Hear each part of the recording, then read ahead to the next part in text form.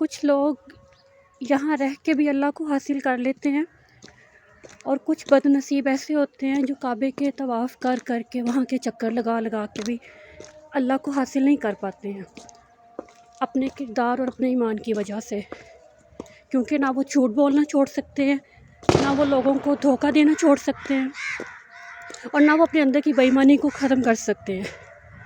وہ اس چیز کو انجوائمنٹ کا نام دیتے ہیں، ان کو ایون احساس ہی نہیں ہوتا ہے کہ ہم کر کیا رہے ہیں۔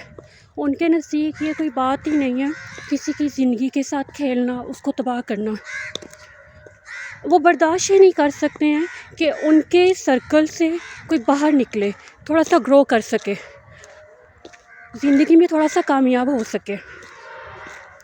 ضروری نہیں ہے جو یہاں پہ ہیں، جنہیں یہ سعادت حاصل نہیں ہوئی، اللہ کے گھر نہیں جا سکے، تو وہ اللہ کو پسند نہیں ہے، وہ اللہ کے پیارے نہیں ہیں۔